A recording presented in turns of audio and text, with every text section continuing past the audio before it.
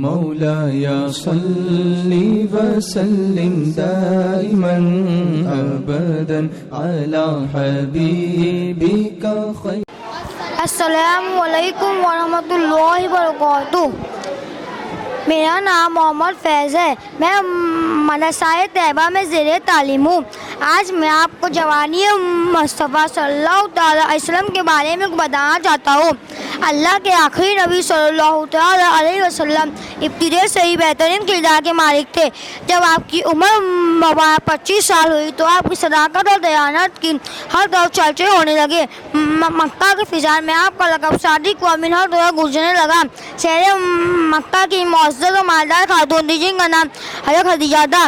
انہیں ایسے مالدار شخص کی ضرورت تھی جو گمانے تجارت ملک کے سامنے لے کر جائے اور وہاں سے فاروق کر کے نفع کما کر لائے.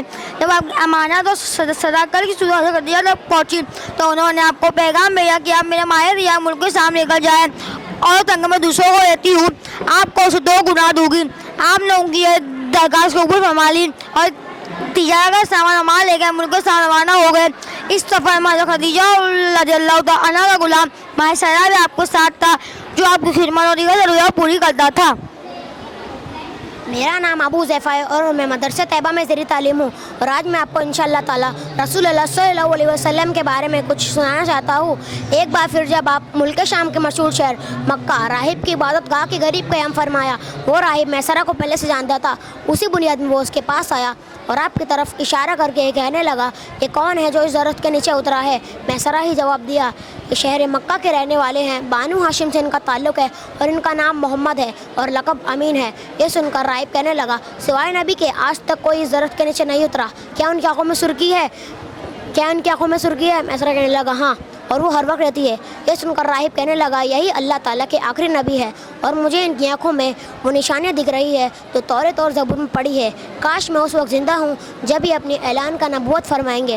اگر میں زندہ ہوتا تو ان کی خدمت بھرپور کرتا اور ساری زندگی ان کی خدمت میں گزار دیتا. اے میسرہ, میں تمہیں نصیحت کرتا ہوں کہ کبھی ان سے جدا مت ہونا, ان کی خدمت میں لگے رہنا, کیونکہ اللہ تعالیٰ نے انہیں نبوت کا شرف عطا فرمایا ہے. میرا نام محمد حسین ہے اور آج میں آپ کو تعمیر کعبہ میں کردار کے بارے میں کچھ بتانا چاہتا ہوں. اللہ کے آخری نبی صلی اللہ تعالیٰ علیہ وسلم کی عمر مبارک جب 35 برس ہوئی تو زبردست بارش آئی.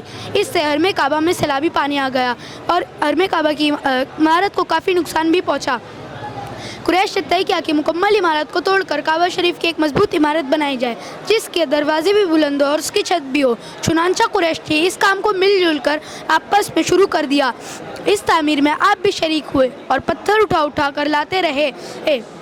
مختلف لوگوں نے کعبہ شریف کے مختلف حصے آپس میں تقسیم کر لیے, لیکن جب حجر اسود رکھنے کا مرحلہ آیا تو فتنوں نے سر اٹھانا شروع کر دیا اور قبیلے والے سخت اختلاف ہو گئے. ہر قبیلے کی کوشش یہ تھی کہ حجر اسود رکھنے کا اعزاز اسے حاصل ہو اور اگر کوئی قبیلہ بیچ پہ رکاوٹ بنے تو تلوار کے زور سے اس کا رستہ روکا جائے. 4 دن اس بات میں گزر گئے کہ کون حجر اسود کو نصب کرے گا. پھر ایک بوڑھی شخص نے آ کر یہ تجویز پیش کی کہ جو کل صبح سویرے سب سے پہلے مکہ شریف پہ داخل ہوگا اسی سے آپ اپنا فیصلہ کروائیں گے. وہ جو فیصلہ دے سب قبائل اسے تسلیم کریں گے. میرا نام ابو بکر ہے. میں مدرسہ طیبہ میں زیر تعلیم ہوں. خدا کی شان کی صبح جو شخص سب سے پہلے حرم مکہ میں داخل ہوا وہ نبی کریم صلی اللہ تعالی علیہ وسلم ہی تھے. آپ کو دیکھتے ہیں ان کی مسرت نہ رہی. سب کہنے لگے یہ امین ہے, یہ جو بھی فیصلہ فرمائیں گے ہم تسلیم کریں گے.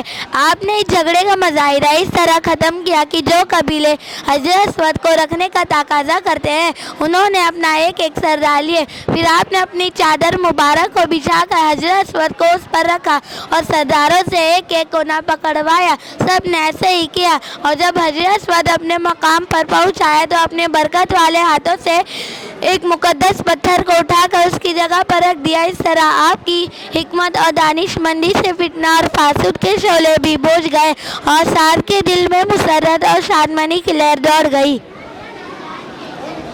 میرا نام محمد عارف سلیم سید ہے اور الحمدللہ میں مدرسہ طیبہ میں زیر تعلیم ہوں اور انشاءاللہ تعالیٰ آپ کو جوانی مصطفیٰ صلی اللہ تعالیٰ علیہ وسلم کے بارے میں کچھ بتانے کی کوشش کروں گا.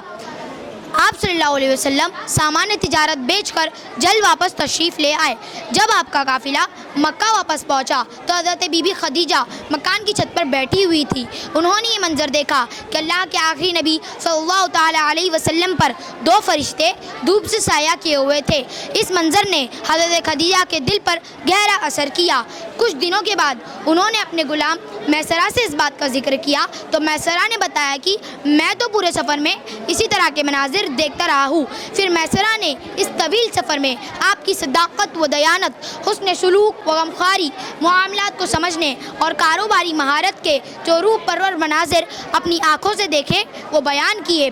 نستورہ راہب جس طرح آپ پر فدا ہو گیا تھا اور آپ کے مستقبل کے بارے میں پیش گوئیاں کی تھی یہ بتایا۔ یہ سن کر حضرت خدیجہ کے دل میں آپ کے لیے عقیدت و محبت پیدا ہو گئی۔ 25 سال کی عمر ہی میں آپ نے حضرت خدیجہ سے نکاح فرمایا۔ اس وقت حضرت خدیجہ رضی اللہ تعالی عنہا کی عمر مبارک 40 سال تھی۔ السلام علیکم ورحمۃ اللہ وبرکاتہ۔ دائما أبدا على حبيبي خير خلق الله